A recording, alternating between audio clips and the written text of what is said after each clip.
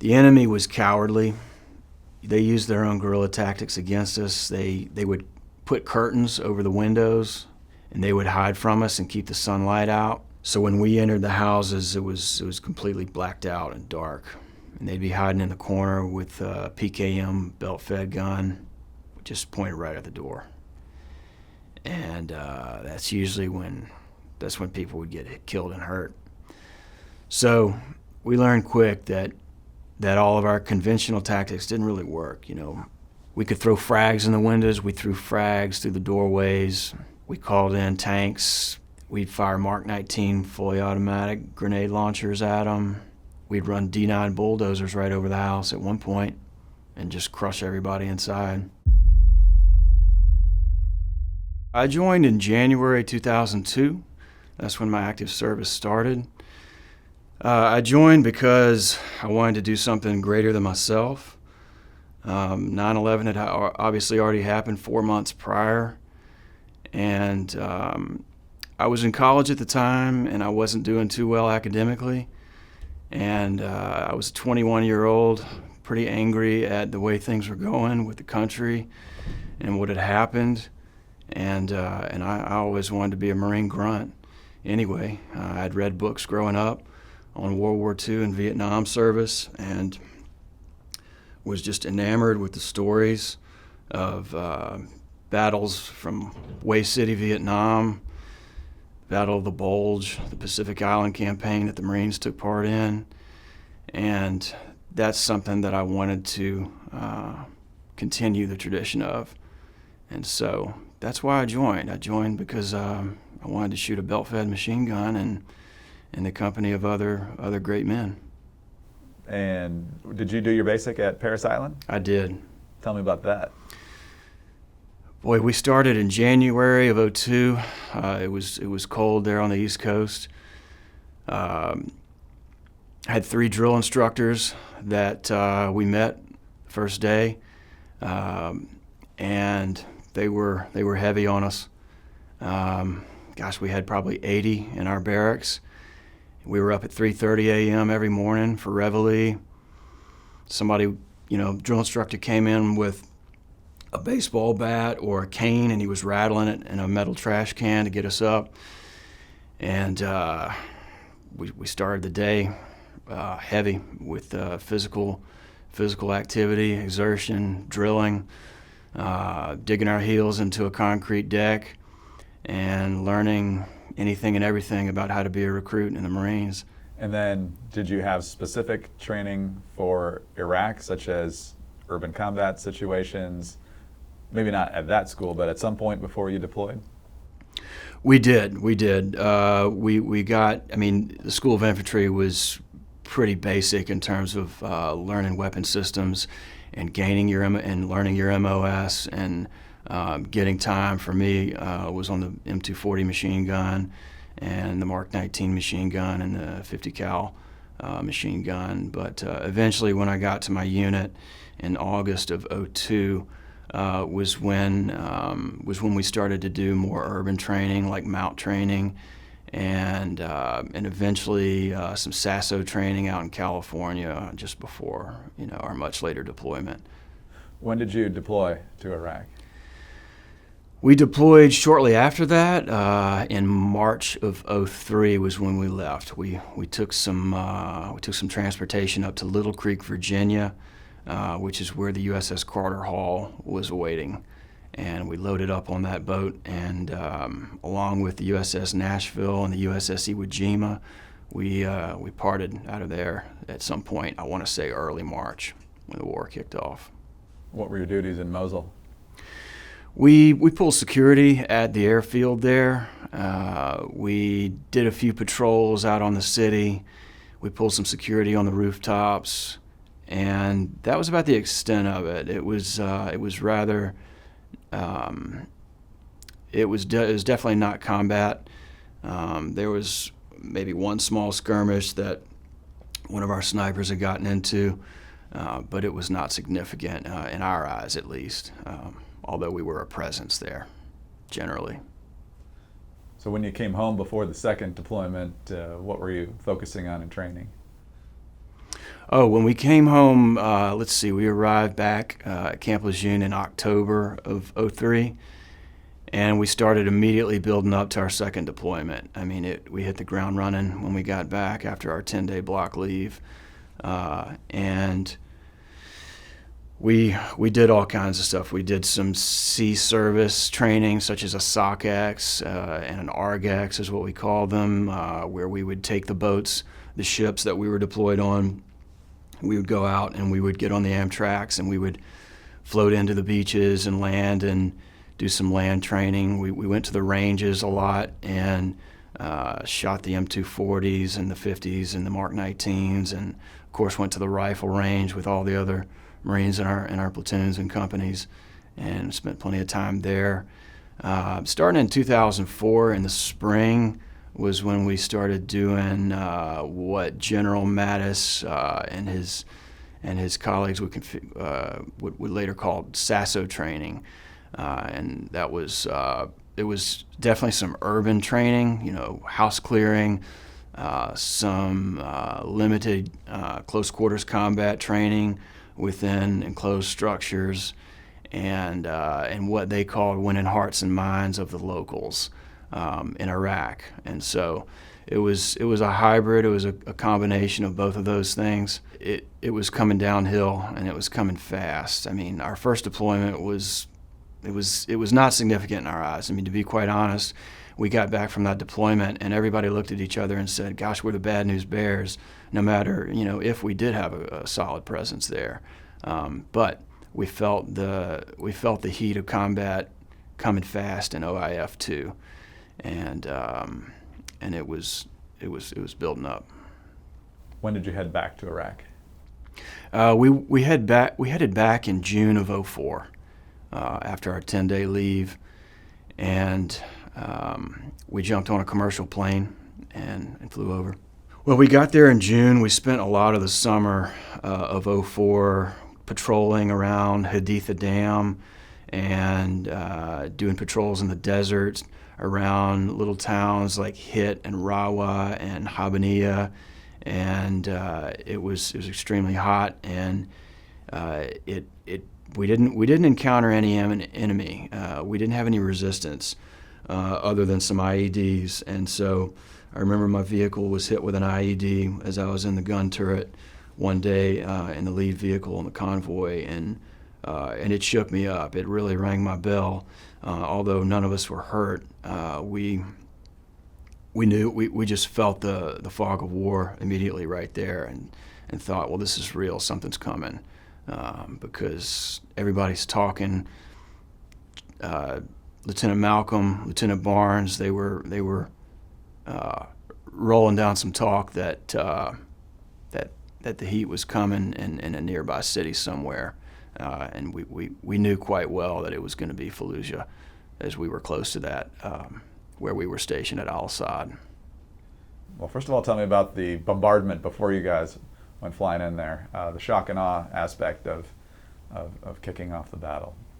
Right. We lived at Camp Fallujah for about, I want to say, a week to 10 days before we went into the city, and there were some mortar rounds that landed in and around the base, and it was very close to the city. I mean, we're literally talking about a quarter mile, maybe a half a mile or less. And on the night of November 9th, we posted up outside of Fallujah on the north side at night.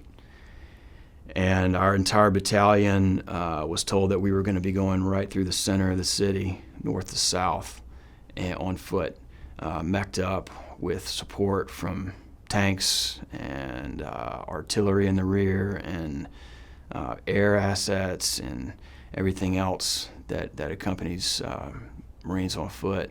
So we spent the night prior to November 10th outside of that city, literally watching over the buildings and the high-rises of what our artillery was doing. They were dropping rounds that exploded midair that had white phosphorus in them, and they would literally rain down molten chemicals to soften up the enemy and kill them. And we also watched line charges being detonated. A line charge is basically a long charge of explosives that is intended to make other IEDs, improvised explosive devices, blow up, before we encounter them, and they take us out. So I mean, we watched incredibly large fireballs explode, and that was meant to help us out before we went in. And then we saw the BBC crews right in front of us outside of the city, getting ready to accompany us, and all was quiet before D-Day on November 10th. What's going through your mind as you're about to do this? We were with each other. I mean, the usual small talk, smoking cigarettes and joking around never changed, and the camaraderie and talking about friends and family, and thinking about what might happen to us. I mean, we knew that any of us could be dead within hours, because we knew that there were 3,000 plus insurgents in that city, and it was imminent that danger was ahead. Bullets were going to be flying. All right, so you get the go signal, and your job that first night is to get to the mayor's complex. Tell me a little bit about that and what you were doing as you proceeded south. Right, we were in the Amtraks, loaded up with guns and ammunition and frags and everything else we carried, and packed in there pretty tight. And we were rolling in, and you could just hear, all you could hear were the tracks, the sound of the tracks going, and that usual whine of the diesel machine, that pushes that track. And nobody was talking inside. Everybody just put some dip in their mouth, and we waited and waited, and time went by. We would stop and then go again until everybody pushed forward, and we finally got to where we got to that mayor's complex. And it was dark still. It was 04 when they dropped the ramps or so. And I remember I was in the same track as Bradley Faircloth and my team leader and a few others, and probably 10 or 15 others in that track. And they dropped the ramp, and some guys that were in Faircloth's fire team, Smith and Meadows and Matthews, they were all together. They dropped the ramp, and Faircloth had been talking about how he wanted to get an AK as a souvenir. He wanted an AK-47, the enemy's rifle, and as the ramp dropped, they were all running out of the back of the track, and they all toppled over each other and fell on the ground, fell on the deck, and they stumbled out of there. And the sun came up, and there were dead bodies strewn about from there, that the bombs that had dropped from our air assets. And the sun came up a little bit, and Faircloth found a dead body with an AK, and he grabbed it and he goes, "Ah, shit, it's bent up. The barrel's bent." But and then after that, we were right there at the mayor's complex, and we got on the rooftop and posted up, and the sun came up, and it was on from there. And so in the rear of the complex was where we posted up. I believe that was on the north side, and we just got up on one of the rooftops of one of the buildings. And it was the first building we picked. It wasn't any rhyme or reason for why we picked it. And it turned out to be a rather exposed position. It was just flat. I mean, there was a lip on the outer edge of that complex rooftop we were on, but there was no cover. There were some cinder blocks you could have used to move around. I put my 240 belt-fed gun on the edge and just kicked up the bipods on it, and rounds started flying in. I mean, they were coming from other high-rises that were directly ahead of us, that were probably 500 yards away. I want to say about 500 meters. And then there were some minarets behind that that were more or less like mosque towers.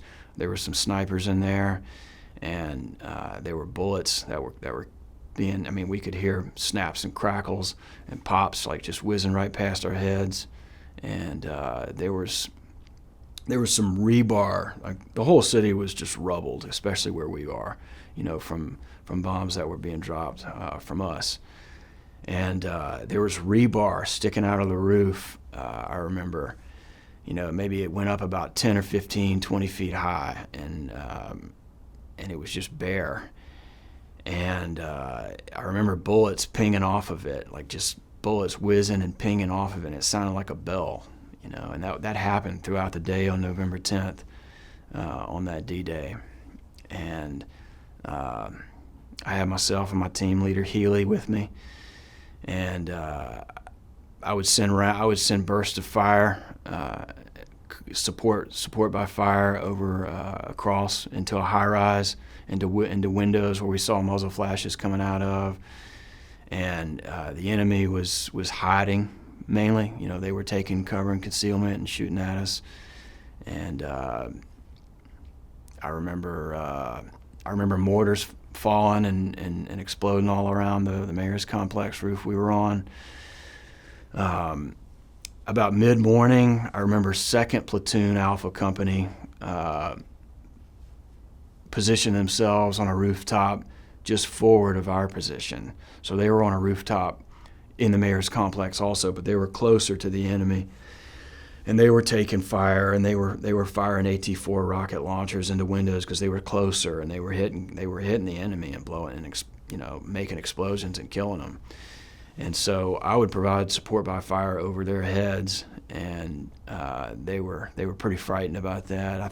I want to say my bursts of fire were probably 20, 30 feet above their head, just to give you a picture of what the scene was like. At one point, I want to say one of our aircraft was intending to drop a 500-pound bomb on the enemy, and it actually landed pretty close to us, and it missed the enemy, and it exploded. I mean, it landed on the street right by the building we were on. It was really bizarre. The bomb. I mean, you could see the bomb hit the ground, and then it sunk into the concrete of the street. It landed on the street. And then there was this delay of maybe 5 seconds, and then it was like slow motion. I looked over after I squeezed off a burst of fire, and massive portions of street and concrete would go up into the air, and it was hell. I could feel it coming on. But there's some of our guys in 3rd Platoon had killed some of the enemy in the street right around the complex. I mean, some of the enemy would be seen walking around with AKs, sneaking around the side of buildings, and they would just light them up and kill them right there. And so it was a long day. It was the beginning of our finest hour, and it was on. November 10th went on, and we displaced off that rooftop. We had lost our Lieutenant Malcolm. We had displaced, and we ran over to another building, a smaller office building, which was 1 story, and we sat on the ground floor and just waited in that building. I remember, our squad, our platoon, 3rd Platoon was there, and we were about to push. I could feel it coming. We were minutes away, and I pulled out a can of dip out of my pocket, and I told one of my superiors, I said, "Hey, I'm gonna go into this office room next door and just have a dip and get about 5 minutes to myself." So I went in there and just said some prayers, and had a moment alone, and then I rejoined the rest of the Marines I was with, and I want to say it was about 4 or 5 o'clock by then, and it was a winter day, so the days were shorter. Night was coming, but we still had probably 2 hours of daylight. And then at that point, we pushed across Route Fran. We bounded, one man after the other, And I mean, bullets were flying everywhere. It was loud machine gun fire, enemy machine gun fire, PKMs, AKs, mortars were landing. A lot of yelling, a lot of screaming, a lot of orders were being dealt, and men were moving fast, and that's when it kicked off. Now, when it comes to the house-to-house fighting, due to your weaponry, from what I understand, you were outside most of the time, or maybe on top of, depending on what the situation was. How was your role defined logistically as everybody's clearing houses? That's right. Yeah, I carried my 240 in an unconventional sense. I mean, it just used bipods, and I didn't bring in a tripod or a traversing and elevating mechanism, which is used for more long distance and precision support by fire. I had it on a sling, and I carried it I had a 100-round belt to start in it, and I carried 2 more 100-round belts with me on my person, and had a few of my comrades carry other 100-round belts, so I was well supported. But I stayed on the rooftops and in the alleys, and I kept watch around the houses where our 0311 riflemen were going in and clearing rooms and hallways, and there was resistance outside of the house as they were clearing rooms, and I got my first taste of what it was like to kill an enemy combatant on the very first rooftop after the mayor's complex that I got on top of after we crossed that main route on D-Day that afternoon. So really I provided more security after that, but that first rooftop was significant. We referred to it as Haji Alley, and Haji Alley was where a lot of our resistance was met right in the very beginning of the battle. So in addition to protecting the guys that are going into the houses, you're also kind of the eyes of the whole neighborhood, or at least as much as you can see from your vantage point, right? Right. I had obviously a fully automatic weapon to suppress and destroy the enemy. Snipers had bolt-action rifles for more precision, long-range shooting. So I complemented them well, and we took out enemy combatants in the streets and the alleys as we pushed south. What was your communication like? So if the guys are in the house and, hey, we need a little more firepower over here. Right. I stayed in the rear of a stack as Marines went into the houses, and before they went in, I would go around and come to the front of the house and waste fire it into the house, and usually do a 6 to 8 round burst to the right, to the left, to the right again, and suppress to neutralize the house and provide some psychological terror on the enemy, if not kill them or wound them. So it was an effort to shake them up before they went in immediately and have some type of advantage. I mean, it was a guerrilla tactics were used on our behalf too, just as they used on us. So it was an unconventional battle in that sense, and my communication with my fire teams was good, although we made a lot of mistakes too that cost us. I have heard though that you did do clearing on occasion, correct? I did. Yep. After more when we got to the south part of the city, and in the middle of the city, I cleared a few houses, used my 9mm. My sidearm, and we lost our rules of engagement towards the southern part of the city. We weren't allowed to use fully automatic fire anymore, because all our friendlies were in such close proximity that we had to use point target weapons. So, yes. What's it like entering a house when you know there's enemies there and you're not completely clear, obviously, on the layout?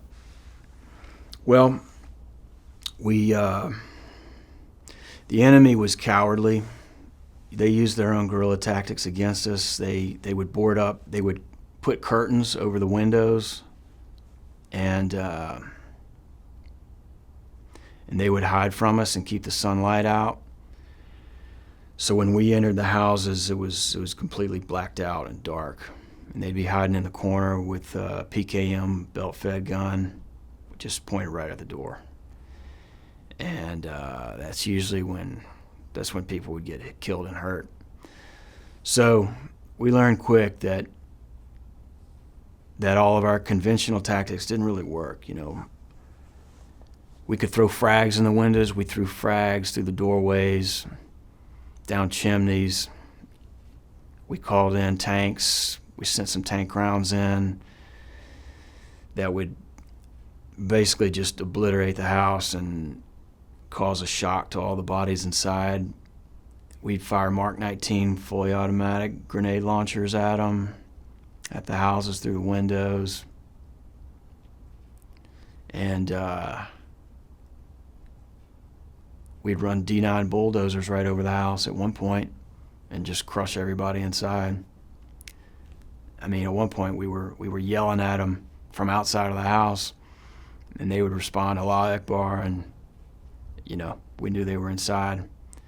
And it was a trap. They had all kinds of booby traps inside that we weren't about to waste human assets on. So when we knew they were inside, I mean, a lot of times we would kill them with point target weapons and grenades, and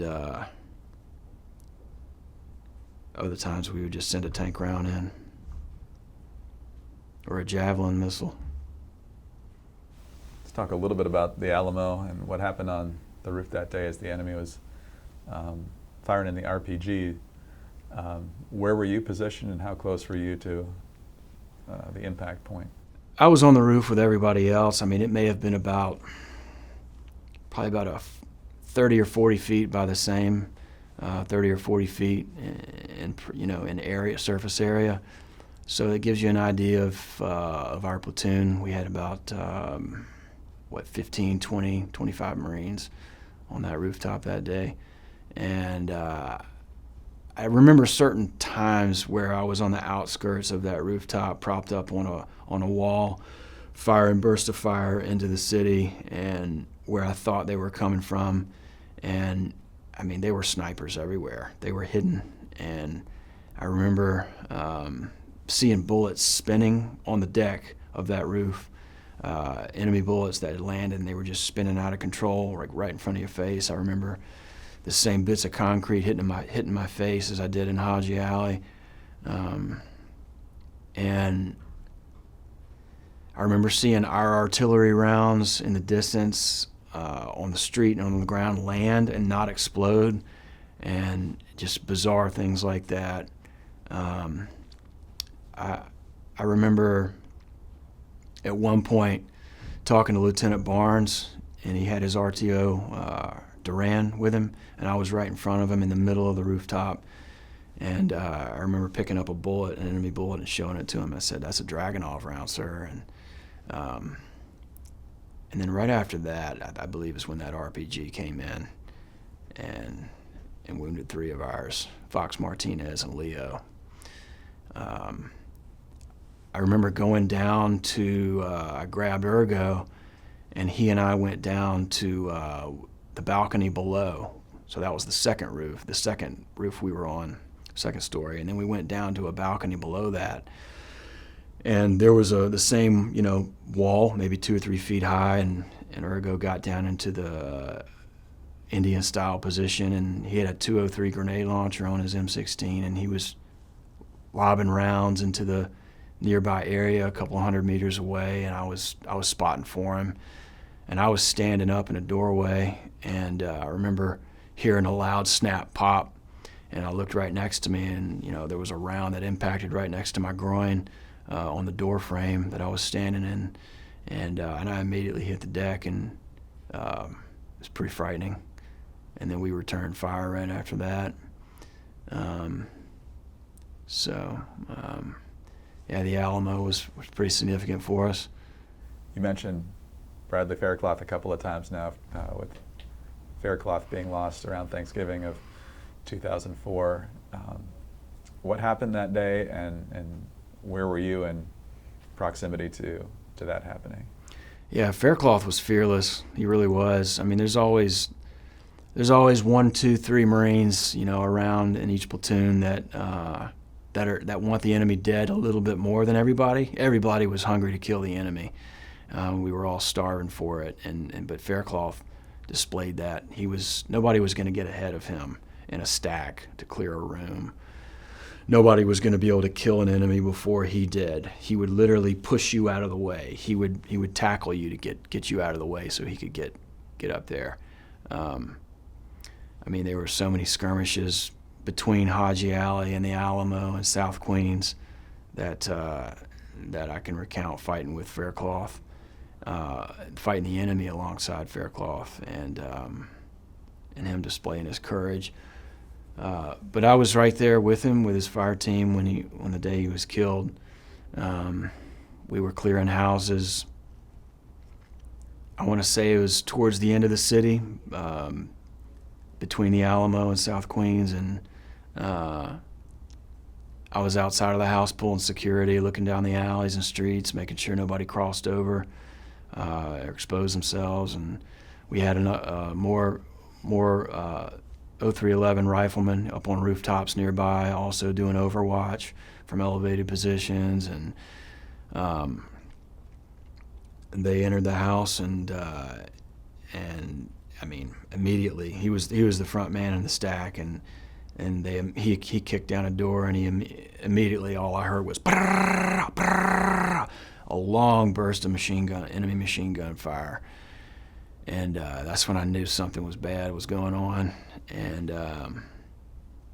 they stayed in the house and fought the enemy for a short period, and I later came to find out that the two or three enemy combatants had jumped out the window in the back of the house and fled, and they were cut down and killed by some of our Marines from our platoon up on that rooftop.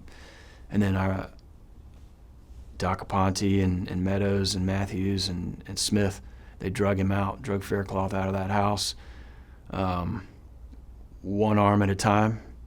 One was on one arm, one was on the other, dragging him out. And I immediately got up and ran around to the front of that courtyard entrance and saw him come out, and I mean, his whole face was bleach white and lifeless, and his head was bobbing, and it was just, I knew he was dead. There was no blood though. I mean, he had his flak jacket on, and I think that enemy machine gun was pointed right at his chest, and that flak jacket had held in, it more or less plugged up blood flow, and it was bizarre the way I saw him, because he had been so full of life and so full of courage in the days before, and vigor and tenacity to slaughter the enemy, and he wasn't anymore, and that hurt real bad, because he was from my hometown, and I saw a future there, but that was it. They zipped him up in a body bag and took him off, and we pressed on.